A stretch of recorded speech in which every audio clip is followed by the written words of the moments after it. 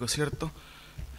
Un libro que habla de muchas leyes, de cómo el pueblo de Israel tenía que, obviamente, conducirse, normas de todo sentido. Pero en esta mañana, ¿cierto? Quiero que veamos algo que es muy interesante y que tiene que ver también con lo que hemos estado viendo y lo que he tratado también de poder enseñar, basado también en 1 Corintios 10:11.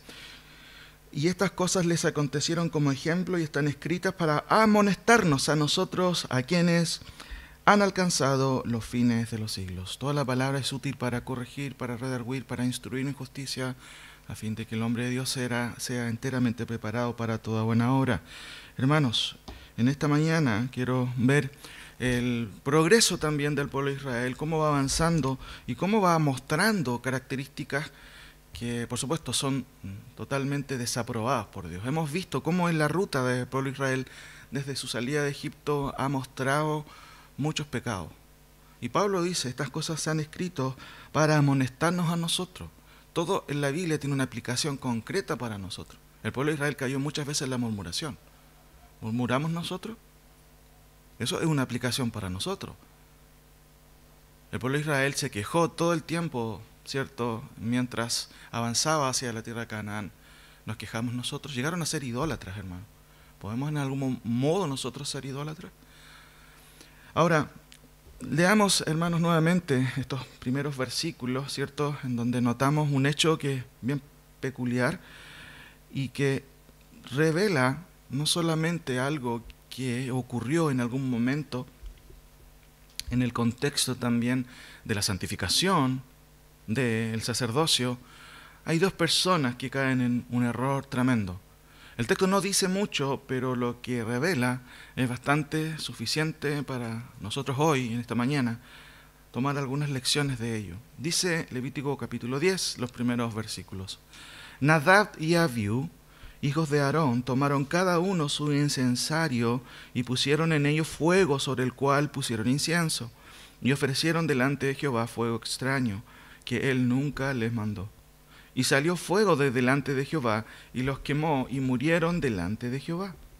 Entonces dijo Moisés a Aarón, esto es lo que habló Jehová, diciendo, en los que a mí se acercan, me santificaré, y en presencia de todo el pueblo seré glorificado. Y Aarón cayó. Oremos nuevamente. Señor, te doy gracias por tu palabra, te doy gracias porque la tenemos en medio de nosotros y un privilegio, es un honor tener algo tan directo de parte de ti. Tu palabra, Señor. Ayúdanos a honrarla, Señor. Ayúdanos a obedecerla por sobre todas las cosas y ayúdanos a atesorarla en nuestros corazones. Que esta mañana, Señor, tu palabra nos hable a cada uno en particular, desde el predicador hasta el último de los hermanos que llega, para que podamos, Señor, ser bendecidos por ella. Si es necesario ser amonestados también, Señor. Pero te damos gracias que tú nos amonestas como un padre a sus hijos y no como un juez, Señor, a quien va a recibir una pena. Gracias, Señor, porque nos salvaste de todo pecado, de toda ira, Señor, y tu Hijo Jesucristo, Padre, ha pagado por esos pecados. En base a eso, Señor, ayúdanos esta mañana a poder tomar en serio tu palabra y sin duda, por sobre todo, a poder ponerla en práctica. Gracias, Señor. En el nombre de nuestro Señor Jesucristo. Amén. ¿Cuáles son los pecados, hermanos, en esta ocasión? ¿Cuáles son los pecados que incluyen el fuego extraño? Nadab y Abiú ofrecieron fuego extraño que Dios nunca les mandó que ofrecieran. ¿En qué sentido, hermanos, cierto, nosotros podemos caer en algún fuego extraño? Por otro lado, hermanos, ¿por qué Dios fue tan drástico? Vemos que Dios no tolera, ¿cierto?, algunas cuestiones y el Antiguo Testamento nos ayuda mucho a entender eso. Y eso no está para asustarnos, sino está para temer al Señor, para que no, hermanos, caigamos en sacrilegio, ¿cierto? Esta palabra habla de no tomar en cuenta lo que es santo. Ahora, ¿cuál fue el pecado de estos dos hermanos? ¿Por qué Dios los consumió en el acto? Un poco de contexto. Nadab y Abiú no eran brujos, ni chamanes, ni agoreros. Hermanos, eran sacerdotes de Jehová. No eran personas que desconocían lo que Dios pedía y lo que Dios exigía. Habían sido instruidos en la ley. eran hijos de Aarón, por lo tanto no desconocían la delicadeza del servicio a Dios. Aparte de Aarón, hermanos, Nadab y Abiú, que eran hijos de Aarón, conformaron el grupo privilegiado, ¿cierto?, de ancianos de Israel que se acercaron un poco más a las faldas del monte Sinaí cuando Moisés recibió la ley. No todos, ¿cierto?, pudieron estar tan cerca, solo Moisés y un grupo de 70 ancianos. Y dentro de este grupo estaban estas dos personas, Nadab y Abiú. De acuerdo a Éxodo 24, fueron invitados por Dios mismo, quien justamente les dijo que pudieran subir, como ya dije, con los 70 ancianos, y dice Éxodo 24:11, y vieron a Dios, y comieron y bebieron. Entendemos que no vieron a Dios en el sentido literal. Juan 1:18 dice que a Dios nadie le vio jamás. El unigénito Hijo que está en el seno del Padre, Él le ha dado a conocer. ¿Qué es lo que vieron ellos? El autor en el Antiguo Testamento deja ver, ¿cierto?, en el lenguaje propio de la narrativa, que ellos vieron sin duda la gloria de Dios, el resplandor de Dios, la santidad de Dios. Y Nadab y Abiú aún experimentaron estos hechos. Privilegiados en cierto sentido fueron, no como todos, no todos podían hacer eso. Ahora, el Antiguo Testamento no los presenta como hombres impíos o como hombres siniestros o que tenían un prontuario negativo, ¿cierto?, o idolátrico. No los presenta así. Ahora, antes del juicio severo que cayó sobre ellos, también habían sido ungidos para el servicio en el tabernáculo. Tanto Aarón como ellos fueron testigos del primer milagro relativo al tabernáculo. Noten, hermanos, en el versículo 24 del capítulo 9 de Levíticos. Y salió fuego de delante de Jehová, y consumió el holocausto con las grosuras sobre el altar, y viéndolo todo el pueblo, alabaron y se postraron sobre sus rostros. El antecedente anterior al hecho, ¿cierto?, ahí en Levítico 10, donde estamos esta mañana, el hecho de Nadab y Abiú, ¿cierto?, siendo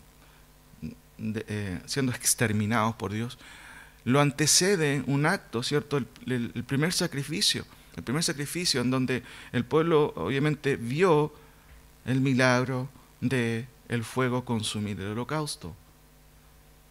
Hermanos, tanto Nadab como Abiú, vuelvo a repetir, no eran personas ajenas al pueblo, todo lo contrario. Eran hijos de Aarón, hijos de un sacerdote. Ellos mismos eran sacerdotes. Sin embargo, el texto deja ver que hicieron algo, ¿cierto?, que les llevó a morir en el acto. Ofrecieron fuego extraño que Dios nunca les mandó que hicieran. Ahora, ¿cuál fue el pecado, hermanos, de Nadab y Abiú concretamente? ¿Podemos caer nosotros en un fuego extraño, como les dije? ¿Podemos ser castigados severamente por algo que hacemos y que Dios no ha permitido? Tres cosas que esta mañana quiero mencionar de acuerdo a este pasaje y sacar algunas lecciones aplicativas. Primero, el hecho condenado, vamos a ver eso, y el texto es súper claro en eso, el juicio de Dios y las reacciones. Para luego ver, hermanos, cuáles son las aplicaciones, qué es lo que hay detrás del fuego extraño. Primero, ¿cierto? Ahí nuevamente leemos en Levítico 10:1, Nadab y Abiú, hijos de Aarón, tomaron cada uno su incensario y pusieron en ellos fuego sobre el cual pusieron incienso y ofrecieron delante de Jehová fuego extraño que él nunca les mandó. Si usted, hermanos, nota con atención el texto, no nos da más información de la que leemos acá justamente. Tomaron cada uno su incensario y pusieron en ellos fuego sobre el cual pusieron incienso. Lo segundo que deja ver el texto, ¿cierto?, o la segunda parte del versículo, revela acto seguido, ¿cierto?, la connotación ética del hecho. Y ofrecieron delante de Jehová fuego extraño. La palabra hebrea, ¿cierto?, para traducir fuego extraño, solo se encuentra aquí en Números 3 y en Números 26, 61. Y todo se refiere solamente a este acontecimiento. No hay un paralelo en donde se explique con mayor detalle en qué consistía el fuego extraño. No hay otro pasaje. Por eso que algunos teólogos, comentaristas dicen a lo mejor Nadab y Abiú cayeron en otro tipo de pecado, ¿cierto? Y hay cierta especulación en eso. El texto no nos ofrece más información, solo dice que ofrecieron delante de Jehová fuego extraño, y esto es lo importante, que Él nunca les mandó. Estas dos frases nos ayudan a entender en qué podría haber consistido el pecado de estos dos hombres. Tercero, tal acción deja ver, ¿cierto? Como ya dije, que Dios nunca les mandó a hacer algo y en este sentido ofrecer fuego extraño. ¿Cuál fue el juicio de Dios? Noten el versículo 2. Y salió fuego delante de Jehová y los quemó y murieron delante de Jehová. El juicio, hermanos, es inmediato. Eso también es importante añadirlo. Ellos ofrecen un fuego extraño que Él nunca les mandó y salió fuego de delante de Jehová y los quemó y murieron delante de Jehová. Noten que el sacrificio anterior, todo el pueblo observa un gran milagro, que es el fuego descender del cielo quemando el holocausto. Pero ahora hay un segundo acto sobrenatural en donde Dios envía su fuego y literalmente los incinera, hermano, a Nadab y a Abiú. Quizás cómo fue, hermano, ver ese hecho para los demás que observaron, y esto es lo tercero que quiero mencionar. Pero el acto fue un acto de inmediato, los quemó, de eso el texto hebreo puede traducirse o lo sugiere como que los devoró. Hasta aquí, hermanos, ¿qué es lo que vamos viendo? Un hecho, ¿cierto?, prohibido por Dios. No se nos dice en qué consistía esto, pero el punto es que el texto deja ver que ofrecieron un fuego, pero no era cualquier fuego, era un fuego extraño, que Dios nunca le había mandado. ¿Cómo reacciona Dios? En el acto. Es un acto, hermanos, digámoslo así, punitivo pero radical. Los devoró, dice el texto hebreo. Los devoró en fuego y murieron en el acto, ¿cierto? Ahora, ¿cuáles son las reacciones? Notemos los versículos 4 al 5. Esta es la primera reacción. Noten, hermanos, lo que pudo haberse producido frente a este hecho. Sin duda que nadie quedó, hermanos, ¿cierto? A lo mejor, bueno, muchas veces uno puede quedar, ¿cierto? A lo mejor desatendiéndose de lo que ocurre o ignorando el hecho como tal. No, de hecho nadie pudo haber quedado así. Por eso que vemos a lo menos tres reacciones, versículos 4 y 5. Y llamó Moisés a Misael y a Elzafán, hijos de Uziel, tío de Aarón, y les dijo: acercaos y sacad a vuestros hermanos de delante del santuario, fuera del campamento. Y ellos se acercaron y los sacaron con sus túnicas fuera del campamento, como dijo Moisés.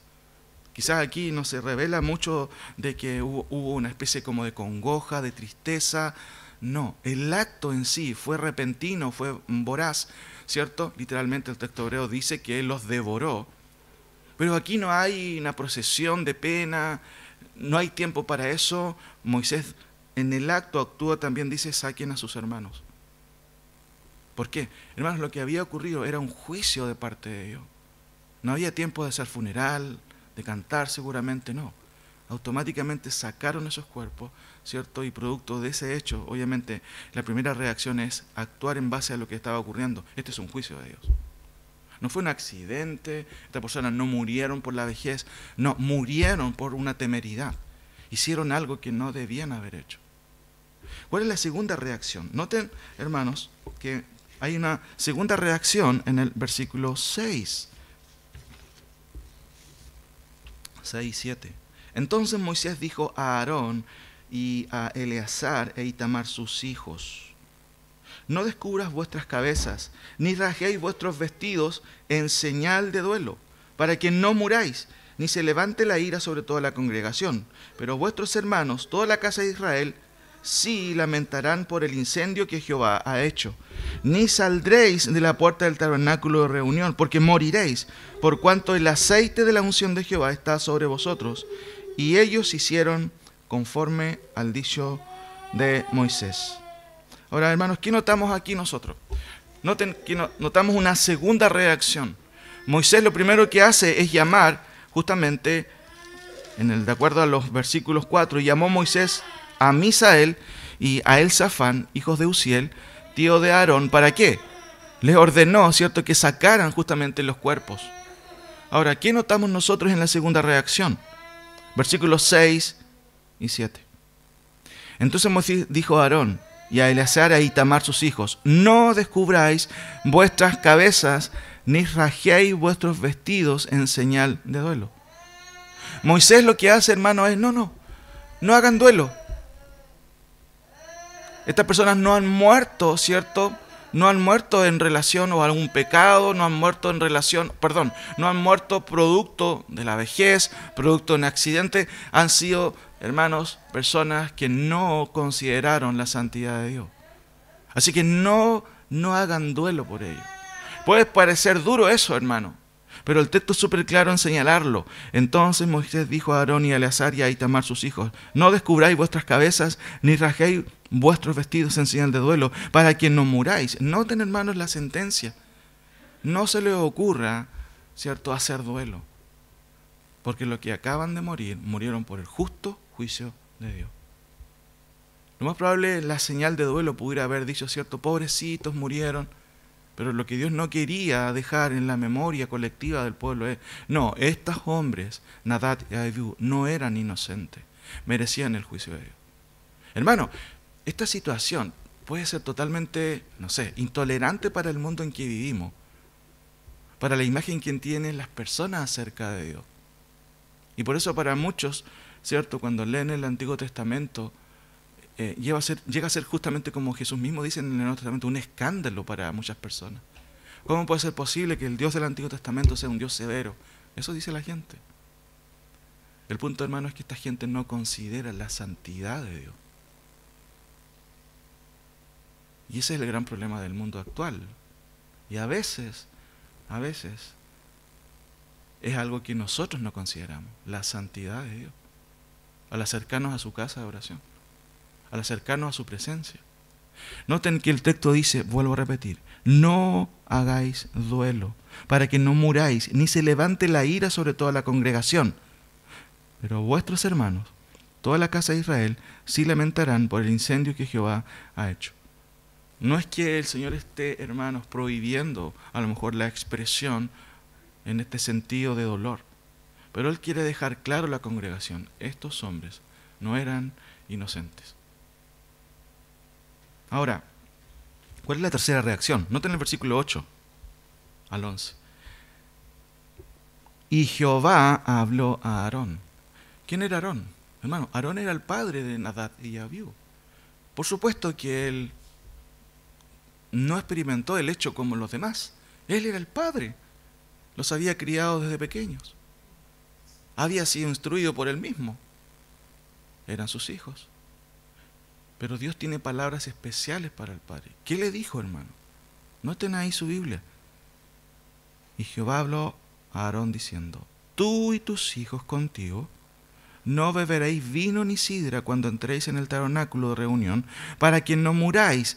Estatuto perpetuo será para vuestras generaciones, para poder discernir entre lo santo y lo profano, y entre lo inmundo y lo limpio, y para enseñar a los hijos de Israel todos los estatutos que Jehová les ha dicho por medio de Moisés.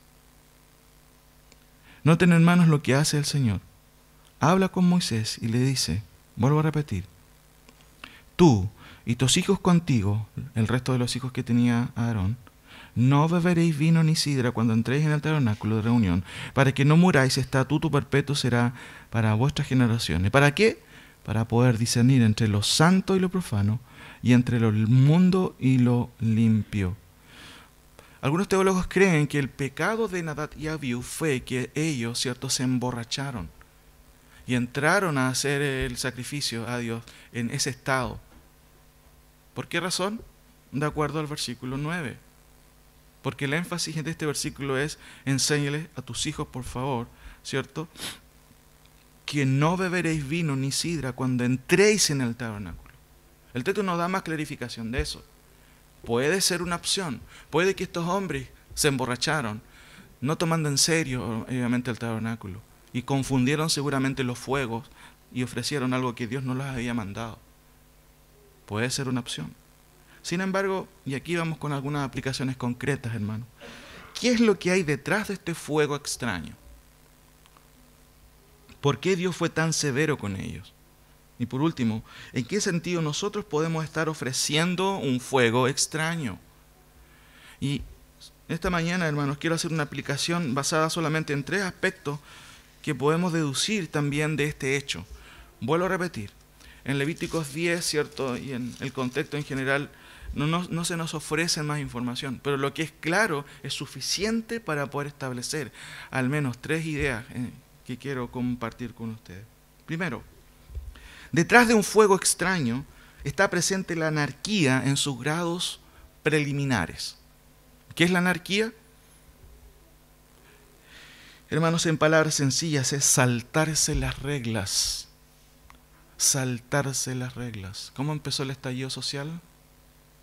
¿Se acuerdan? ¿Saltándose qué cosa? Los controles o los torniquetes. Hermanos, lo que fue el estallido social fue un estallido anárquico, de no considerar las reglas, de olvidarse de las reglas. Nadab y Abiú sabían que el culto estaba regulado por Dios.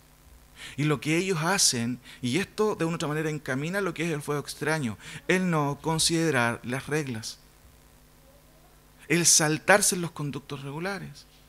Y no estoy hablando de administración, hermano, estoy hablando de las regulaciones del culto al Señor.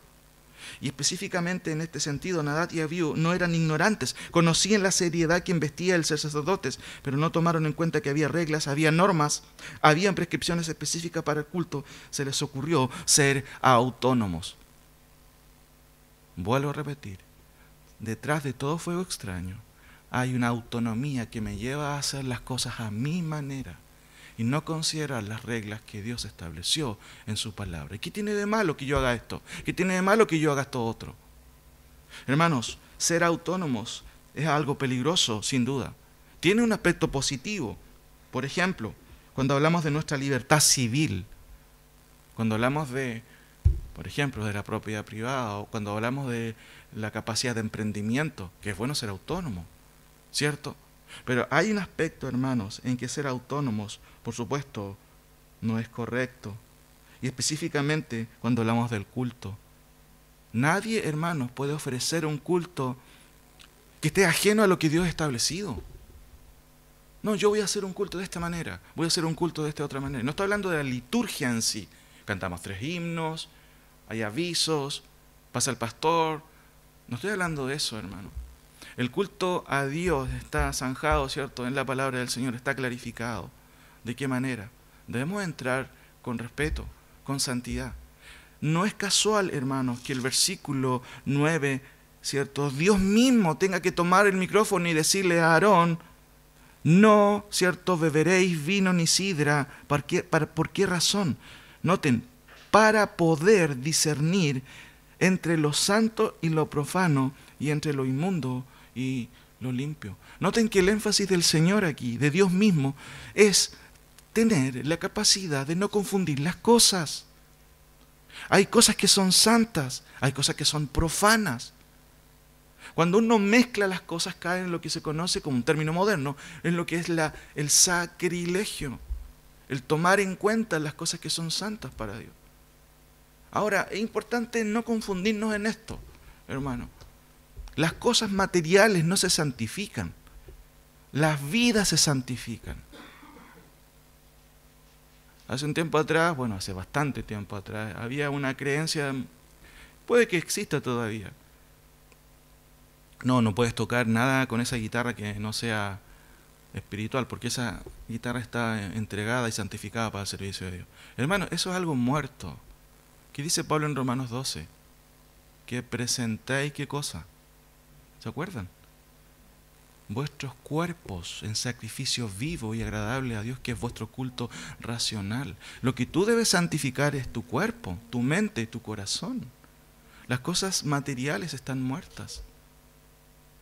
El corazón tiene que ser santificado ante Dios, para no confundirnos entre lo que es santo y profano, entre lo que es limpio y entre lo que es inmundo. Noten el énfasis de Dios. Está hablando justamente de aspectos que tienen que ver con el culto, ¿cierto?, verdadero a Dios. ¿Cuál es el primer punto y aplicación? Vuelvo a repetir. Detrás de todo fuego extraño está presente la anarquía. Este hecho de saltarse las reglas. Déjeme hacer una aplicación moderna, o más que moderna, contemporánea, a la luz de la palabra.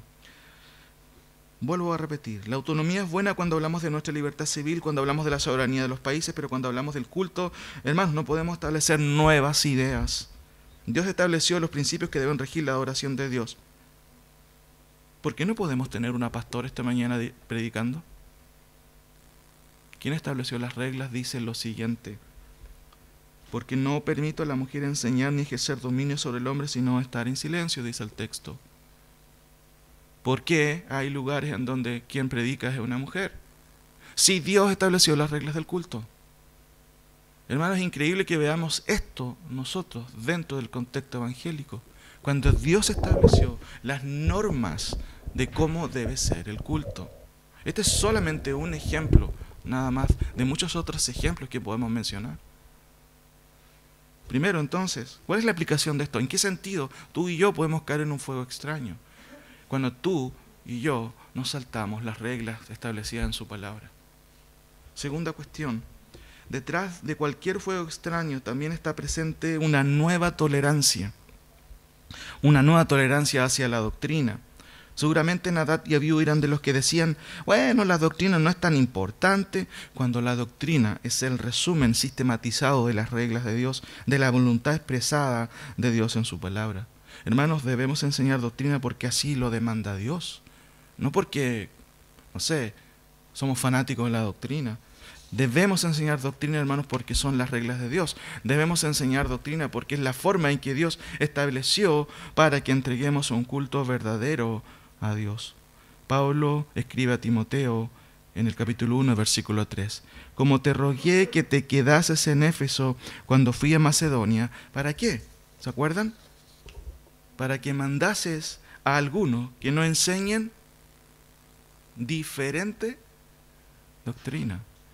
Y hermanos, la palabra diferente es sinónimo a extraña, una doctrina extraña. El primer punto y aplicativo es, detrás de todo fuego extraño, hermanos, está la anarquía. Pueden ser en sus grados seminales, ¿cierto? Preliminares, en esta tendencia de saltarse las reglas, de saltarse las normas de Dios, de hacer autónomamente lo que a mí me gusta o lo que yo deseo. Nadab y Abiú implícitamente dejan ver que ellos hicieron algo que Dios no les había mandado, eso es autonomía. Hermanos, dentro de lo que son las regulaciones del culto, de la adoración a Dios, no hay innovación. Todo Dios lo ha plasmado en su palabra. El no hacerlo es caer en una especie de fuego extraño. Segundo punto, detrás de cualquier fuego extraño también está presente una nueva tolerancia a la doctrina. El Antiguo Testamento no nos habla como el Nuevo Testamento de doctrina.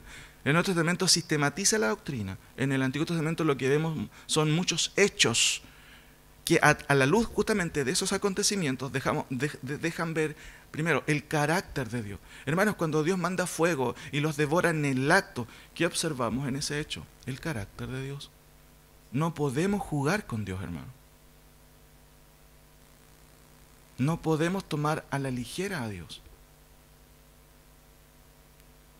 Uno podría decir, sí, pero ese es el Dios del Antiguo Testamento. Hermano, ¿y qué pasó con Ananías y Zafira? ¿No pasó algo similar? ¿Qué habían hecho ellos? Mintieron al Espíritu Santo. ¿Y cómo terminaron?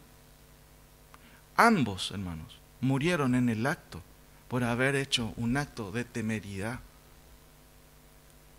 Cuando vemos en el Nuevo Testamento, hermanos, el mismo carácter de Dios del Antiguo Testamento, no estamos hablando de Dios diferente. Dios es el mismo. Y su juicio, así como cayó sobre Nadab y Abiú, también cayó con la misma severidad sobre Ananías y Zafira. Ahora, algunas personas dicen, lo más importante es el amor, más que la pureza doctrinal. Recuerden que en el Antiguo Testamento la doctrina no estaba sistematizada, pero sí estaba en las normas, en la ley entregada por Dios a Moisés. No solamente la ley moral, los 10 mandamientos, sino también en la serie de leyes, valga la redundancia, que revela Levíticos. Estaba ahí, ellos la conocían. Por eso que después Moisés, ¿cierto?, insiste en que los padres deben enseñar a sus hijos la ley de Dios. Deuteronomio capítulo 6. Estaba ahí la ley. Ellos la conocían, sabían, estaba a su disposición. Ahora, hermanos, cuando hablamos de doctrina, sin duda que hablamos de enseñanza. Nadab y Abiú no es que desconocían la santidad de Dios, simplemente no la tomaron en cuenta. Y eso tiene que ver con cierta tolerancia, decir, bueno, ¿para qué tanto la doctrina? ¿Para qué ponemos color en eso? Lo más importante es el amor. Hermanos, lo más importante es el amor más que la pureza doctrinal. Noten lo que dice Romanos 16, 17. Búsquenlo para que lo pueda leer. Romanos 16, 17. Pablo está terminando la epístola a los romanos, en donde habla de temas trascendentales, como la justificación por la fe. Y noten lo que dice Pablo. Mas os ruego, hermanos, que os fijéis en los que causan divisiones y tropiezos en contra de la doctrina que vosotros habéis aprendido, y que os apartéis de ello. ¿Y qué es lo que hace en el día de hoy el mundo cristiano? Es todo lo contrario. No, es que lo más importante es el amor. Noten lo que dice Pablo, hay dos imperativos ahí. El primero es que os fijéis. ¿Qué habla eso? Cuidado. Es un llamado, hermanos, a discernir. Cuando Dios habla a Aarón, le dice, tus hijos no van a tomar sidra para que puedan discernir entre lo santo y lo profano. Si usted no conoce la doctrina, no puede discernir entre lo que es incorrecto y correcto. Si usted no conoce la doctrina, no sabe si alguien es falso o verdadero. Y Nadab y Abiú, en cierto sentido, hermanos, fueron o propusieron una ¿cierto?, digámoslo así, o proto-tolerancia, o proto-nueva tolerancia. ¿Y qué es lo que dice la palabra del Señor aquí, por ejemplo? Más os ruego, hermanos, que os fijéis en los que causan divisiones. Si hay alguien que habla, que murmura, ¿qué dice la Escritura? Cuidado. Tristemente muchas veces lo que hacemos, hermanos, es todo lo contrario. Es atizar el fuego, es echarle más carbón, más benzina o gasolina, no sé. Dice la palabra, más os ruego, hermanos, que os fijéis los que causan divisiones y tropiezo, o confusión también puede ser, ¿en contra de qué? De la doctrina que vosotros habéis aprendido, y os apartéis de ello. No dice, invítenlo, tomen café con ellos. No dice eso el texto. Hermanos, la nueva tolerancia también es una clase de fuego extraño que va, de una u otra manera, perjudicando, por supuesto, la santidad de Dios, la obra de Dios. Tercera cosa que tiene que ver con la aplicación, hermanos, de el fuego extraño. Y vuelvo a repetir, la primera idea que podemos nosotros aplicar en nosotros, una clase de fuego extraño, es, por supuesto, saltarse las reglas. Nadab y Abiú ofrecieron sacrificio, ofrecieron fuego extraño que Dios nunca les mandó. ¿Qué pasó? ¿No se dieron cuenta? No, eran hijos de un sacerdote, eran sacerdotes. Habían visto, obviamente, no solamente la gloria de Dios de manera cercana, sino que habían sido instruidos, no eran inocentes. Pero en algún momento se les ocurrió no considerar las reglas, no considerar las normas. Segunda cuestión, ¿cierto? Detrás de cualquier fuego extraño está presente también una nueva tolerancia. Pero ¿para qué, cierto, tanto énfasis en la doctrina? Bueno, eso es lo que le pasó a Nadab y Abiú. No consideraron la seriedad de las enseñanzas acerca de la santidad de Dios. Eso es doctrina, hermano. No dice Pablo, Pedro, sed santos, replicando el Antiguo Testamento en las palabras de Dios. Sed santos como yo soy santo. Y sed santos en toda vuestra manera de vivir. Finalmente, una tercera aplicación. Nadab significa liberal. Interesante. Nadab, liberal. Abiú significa hijo de su padre. Y mientras estudiaba este tema, hacía un análisis. Es evidente que la palabra liberal es una palabra moderna. Liberal en el contexto de Nadab no significa lo que nosotros entendemos como ser liberal. Significa ser voluntarioso, ¿cierto? De una u otra manera ser espontáneo. Pero es curioso que signifique liberal también. Como dije, Abiú significa hijo de su padre. Hermanos, ¿qué ejemplo le dio Aarón a sus hijos? ¿Se acuerdan cuando Moisés sube al monte a buscar las tablas de la ley y Moisés se demoraba? ¿Qué estaba haciendo Aarón abajo? Haciendo un becerro de oro. ¿Y sus hijos pequeños qué estaban haciendo? Observando todo el hecho, todo el evento. Curiosamente, Abiú significa hijo de su padre. Hermano, nosotros cometemos un gran error cuando consideramos que nuestras acciones como padres no van a afectar también a nuestros hijos. Nuestros hijos están mirando cómo tú y yo actuamos, cómo yo trato a mi esposa en el hogar, o viceversa, cómo mi mamá trata a mi padre.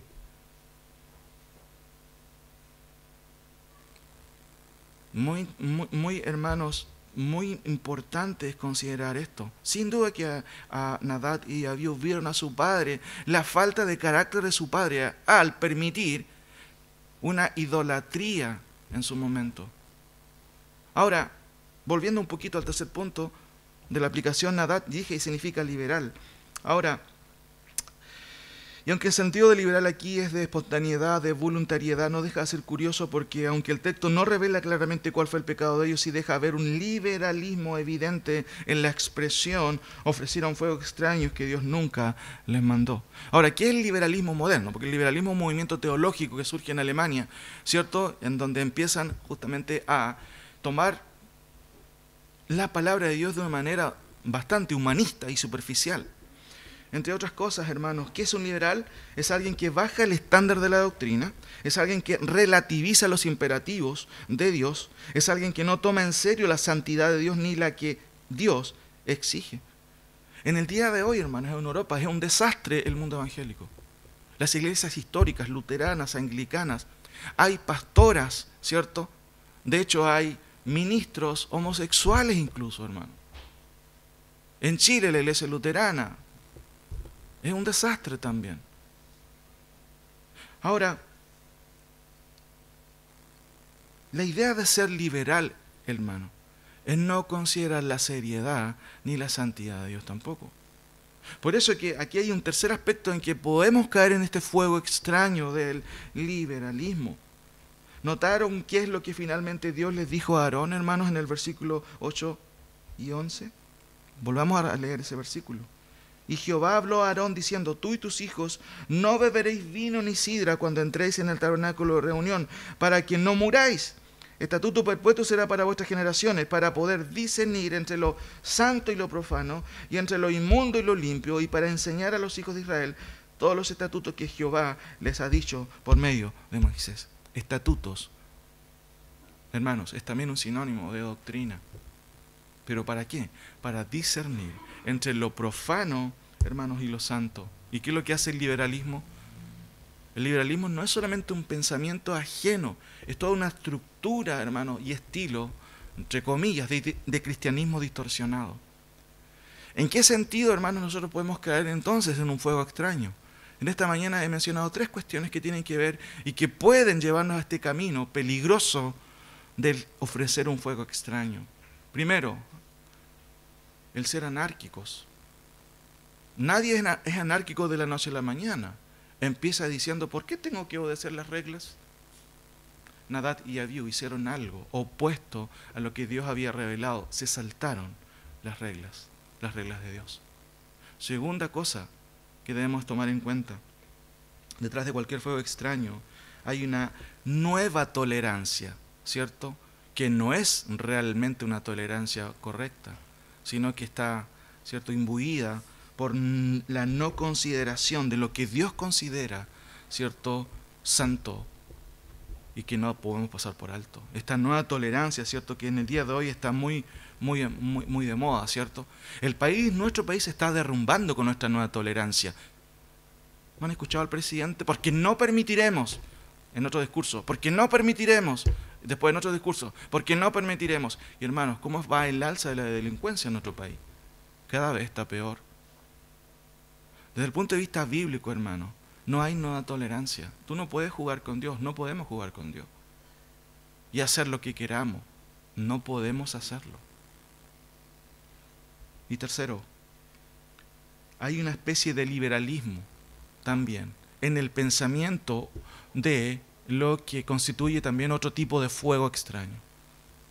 O, dicho de otra manera, también fuego extraño es justamente ser liberal, ser liviano, no considerar lo que es santo, no considerar justamente lo que Dios considera santo y lo que Él considera profano.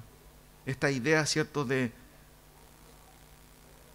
hermanos, tomar a la ligera lo que Dios considera, debemos considerar como santo. Hay una advertencia clara, hermanos, en estos pasajes que hemos leído.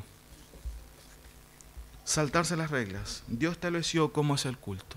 No innovemos, ¿cierto?, con ideas mágicas, no lo sé, o con una imaginación demasiado frondosa.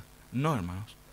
Dios estableció la manera en que debemos ofrecer culto a Dios. La centralidad siempre va a ser su palabra. Eso debemos tener en cuenta. También acercarnos a Dios con reverencia. Vuelvo a repetir, no nos saltemos las reglas. Dios las estableció. La regla de fe es su palabra. Hermanos, la nueva tolerancia hacia lo dogmático, también tenemos que tener cuidado con eso. La Biblia es un dogma. Muchas veces los teólogos dicen, no hay que ser dogmático. ¿Han fijado? No sé si han fijado en eso. No hay que ser cuadrado. Sin duda que no debemos, hermanos, espiritualizar aquellas cuestiones que son y tienen que ver con tradiciones. Eso es ser fariseo. Pero por otro lado, no tenemos que tener cuidado, hermanos, en tener una nueva tolerancia con lo que Dios no tiene tolerancia. La doctrina es la base de la fe. Ignorarla es ignorar la fe una vez dada a los santos. Ser liberal, hermanos, es un cáncer para la santidad. Pensar de que Dios no va a darse cuenta de lo que yo estoy haciendo. Pensar de que no, que nadie me ve. Hermanos, que el Señor nos ayude en esta mañana. Seguramente no hemos caído literalmente en ofrecer un fuego extraño. Pero muchas veces puede anidarse en nuestro corazón, vuelvo a repetir, la idea de saltarme las reglas. Segundo, la idea de anidar en mí una nueva tolerancia con la doctrina. Y en tercer lugar, hermanos, empezar a caminar por las veredas del liberalismo. Que el Señor nos ayude en esta mañana a considerar lo que Dios considera santo para que no seamos exterminados por Él. Un buen recuerdo es lo que le pasó a Ananías y Zafira. En el tiempo, hermanos, en la dispensación de la iglesia, no ocurrió en el Antiguo Testamento. Dios dejó ver su juicio sobre ellos. Si nosotros caemos en eso, por supuesto, hermanos, Dios puede también terminar con nosotros. Por eso no tomemos a la ligera lo que Dios considera santo. Oremos al Señor.